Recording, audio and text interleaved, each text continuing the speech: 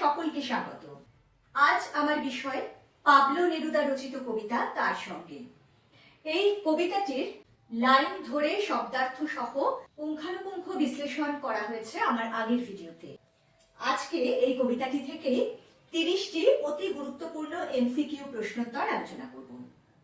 প্রসঙ্গত বলে রাখি, এই কবিতাটি এবং এই প্রশ্নগুলি কিন্তু দ্বাদশ শ্রেণীর 3rd সেমিস্টারের জন্য অত্যন্ত গুরুত্বপূর্ণ। আর আজকে যে এমসিকিউ প্রশ্নোত্তরগুলি আলোচনা করব সেখানে কিন্তু আমি অপশন প্রশ্নগুলি বলবো না, কারণ অপশন যাই আসুক না কেন তোমাদের প্রয়োজন সঠিক উত্তরটি জানা। তাই এক কথায় বা এমসিকিউ যেভাবেই আসুক না কেন, এই কবিতাটি থেকে বেশ কিছু ভাবমূলক এবং তথ্যমূলক প্রশ্নোত্তর বলে দেব। আজকের মূল আলোচনায় আসার আগে প্রতিদিনের মতো বলে নিই, যারা এই চ্যানেলটি সাবস্ক্রাইব করেছো তাদের ধন্যবাদ। যারা করনি, তোমাদের যদি এই ধরনের আলোচনাগুলি ভালো লাগে এবং এরকম আলোচনা আরো বেশি করে পেতে চাও, তাহলে আশা করব লাইক, শেয়ার ও সাবস্ক্রাইব করে পাশে থাকবে। চলে আসছি পাবলো নেরুদা রচিত তার সঙ্গে কবিতার এমসিকিউ প্রশ্নোত্তরে। প্রথম প্রশ্ন, পাবলো নেরুদার প্রকৃত নাম কি? Ricardo Eliécer Neftalí Reyes Basoalto. প্রশ্ন নম্বর 2, পাবলো নেরুদা সাহিত্যে কত সালে নোবেল পুরস্কার পেয়েছিলেন? পাবলো নেরুদা 1971 সালে সাহিত্যে নোবেল পুরস্কার লাভ করেন। 3, চিলির জাতীয় কবি কাকে বলা হয়? পাবলো নেরুদাকে চিলির জাতীয় কবি বলা হয়। এটা কিন্তু ঘুরিয়েও আসতে পারে, পাবলো নেরুদাকে চিলিতে কিভাবে অভিহিত করা হয়, তখন বলতে হবে যে তাকে চিলির জাতীয় কবি হিসেবে অভিহিত করা হয়। 4, পাবলো নেরুদাকে বিংশ শতাব্দীর যে কোনো ভাষার সেরা কবি কে আখ্যা দিয়েছিলেন? উত্তর হবে গ্যাব্রিয়েল গার্সিয়া মার্কেজ। 5, এই কবিতা অনুসারে কবি ও তার সঙ্গী কিসের প্রতীক? এই কবিতা অনুসারে কবি ও তার সঙ্গী একতা, সহমর্মিতা ও সংগ্রামের প্রতীক। 6, কবিতায় আগুন শব্দটি কিসের প্রতীক হিসেবে ব্যবহৃত হয়েছে? কবিতায় আগুন শব্দটি নতুন বিপ্লবের সূচনা প্রতীক হিসেবে ব্যবহৃত হয়েছে। 7, এই প্রশ্নটি ঘুরিয়ে দিতে পারে, কবিতায় সংগ্রাম ও নতুন সূচনার প্রতীক হিসেবে কোন শব্দটিকে ব্যবহার করা হয়েছে? উত্তর হবে আগুন। 8, কবির মতে কঠিন সময় বা সংগ্রামের সময় সবচেয়ে বেশি প্রয়োজনীয় জিনিসটি কি? উত্তর হবে সংগ্রামের সময় সবচেয়ে বেশি প্রয়োজনীয়তা হলো একসঙ্গে এগিয়ে চলার। 9, হাত শব্দটি এখানে কিসের প্রতীক? উত্তর শক্তি ও সহযোগিতার। 10, কবি ও তার সঙ্গী কি ধরনের জুটি? উত্তর কবি ও তার সঙ্গী এমন এক জুটি যারা যে কোনো অবস্থায় টিকে থাকতে পারে বা টিকে থাকতে জানে। 11, পাথরের ফাটলেও তারা কি করতে পারে? পাথরের ফাটলেও তারা ঘর বানাতে পারে। 12, রোশো আমার জন্য দাঁড়াও। এখানে রোশো শব্দটির অর্থ কি? রোশো শব্দের অর্থ হলো অপেক্ষা করা। 13, কবি কোন কোন জিনিস সাথে নেওয়ার কথা বলেছেন? কবি শাবল ও ঝুড়ি সাথে নেওয়ার কথা বলেছেন। 14, কবি ও তার সঙ্গীর পরস্পরকে কেন প্রয়োজন? একসঙ্গে সংগ্রাম করার জন্য প্রয়োজন।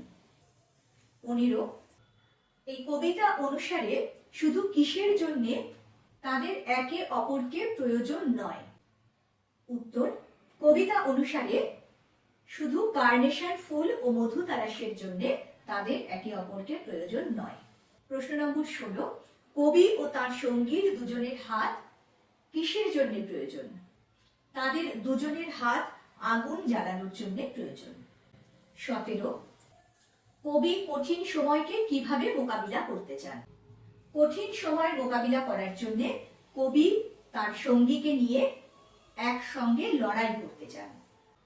প্রশ্ন নম্বর 18, আমাদের 4 হাত 4 চোখে একে জুঝবই।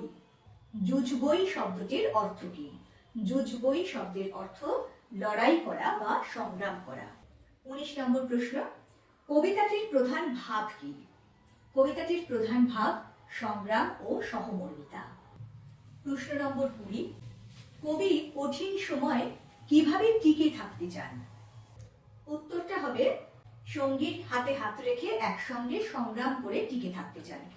তোমাদের একটু দ্বন্দ্ব লাগতে পারে যে এই যে সংগ্রাম করে বা লড়াই করে টিকে থাকা বা লড়াই করে এগিয়ে চলা, এই ধরনের উত্তর কিন্তু বেশ কিছু প্রশ্নের ক্ষেত্রেই আসছে। আসলে কবিতার মূল ভাব বা বিষয়বস্তু তো সেটাই, এবং যেহেতু এগুলো ভাবমূলক প্রশ্নোত্তর, তাই নানান ধরনের প্রশ্নের কিন্তু এই একই ধরনের উত্তর হতে পারে, অথবা এই একই ধরনের উত্তরটি নানান ভাবে ঘুরিয়ে প্রশ্ন করে জানতে চাওয়া হতে পারে।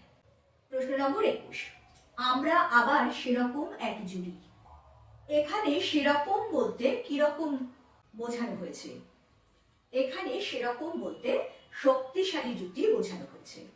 22, পাথরে ফাটলেও যাদের বাসা বানাতে আটকায়নি। এই লাইনটির অর্থ কি? উত্তর, প্রতিকূল পরিস্থিতিতেও টিকে থাকার ক্ষমতা। 23, সময়টা মাথা যতই উঁচু করুক। অর্থ কি?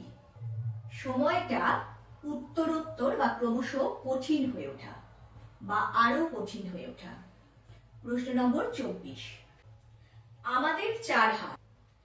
এখানে এই চার হাত কিসের প্রতীক? উত্তর হবে কর্ম ও সংগ্রামের প্রতীক। 25 নম্বর প্রশ্ন, শুধু কার্নেশন ফুলের জন্য না, মধু তালাশের জন্যও না। তাৎপর্য কি? এর উত্তরটা হবে কোনো সৌন্দর্য বা আরামের জন্য জীবন না, বাস্তবে জীবনটা কঠিন সংগ্রামের জন্য। 26 নম্বর প্রশ্ন, কবিতায় কোন ফুলের কথা বলা হয়েছে? কবিতায় কার্নেশন ফুলের কথা বলা হয়েছে। অথবা এটা একটু ঘুরিয়ে আসতে পারে, কার্নেশন ফুল কবিতায় কিসের প্রতীক হিসেবে ব্যবহৃত হয়েছে? সেক্ষেত্রে উত্তর হবে কার্নেশন ফুল কবিতায় প্রেম বা ভালোবাসার প্রতীক হিসেবে ব্যবহৃত হয়েছে। প্রশ্ন নম্বর 27, আমরা সেরকম এক জুড়ি। জুড়ি শব্দের অর্থ কি? জুড়ি শব্দের অর্থ সঙ্গী বা দোসর। 28 নম্বর প্রশ্ন, যারা স্থানে অস্থানে বেঁচে বলতে এসেছে। অর্থ কি? যে কোনো ভাবে বা যে কোনো ক্রমে জীবন ধারণ করা বা অস্তিত্বকে টিকিয়ে রাখা। প্রশ্ন নম্বর 29, কোন যুদ্ধের প্রেক্ষাপটে তার সঙ্গে কবিতাটি রচিত হয়েছে? উত্তরটি হবে 1936 সালে সংঘটিত স্পেনের গৃহযুদ্ধের প্রেক্ষাপটে এই কবিতাটি রচিত হয়েছে। 30 নম্বর এবং আজকের মতো শেষ প্রশ্ন, তার সঙ্গে কবিতাটি পাবলো নেরুদার কোন কাব্যগ্রন্থের অন্তর্গত? উত্তরটি হবে তার সঙ্গে কবিতাটি পাবলো নেরুদা রচিত এক্সট্রাভ্যাগেরিয়া নামক কাব্যগ্রন্থের অন্তর্গত। বন্ধুরা, যে কটি প্রশ্নোত্তর আলোচনা করে দিলাম, আমার মনে হয় তোমাদের পরীক্ষায় এর মধ্যে থেকেই প্রশ্ন আসবে, অথবা এই প্রশ্নগুলোই একটু ঘুরিয়ে আসতে পারে। যেভাবেই আসুক না কেন, তোমরা যদি কবিতার বিষয়বস্তুটা ভালো করে বোঝো, কবিতাটি একটু ভালো করে পড়ে মাথায় রাখো এবং তার সঙ্গে এই ধরনের প্রশ্নোত্তরগুলি ভালো করে দেখে যাও, তাহলে কিন্তু তোমাদের উত্তর লিখতে কোনো রকম সমস্যা হবে না। পরের দিন আরো একটি নতুন পাঠ নিয়ে চলে আসবো খুব তাড়াতাড়ি। সঙ্গে সঙ্গে নোটিফিকেশন পেতে চাইলে সাবস্ক্রাইব করে বেল বাটনটি অন করতে ভুলো না। আজকের মতো টাটা, সবাই খুব ভালো।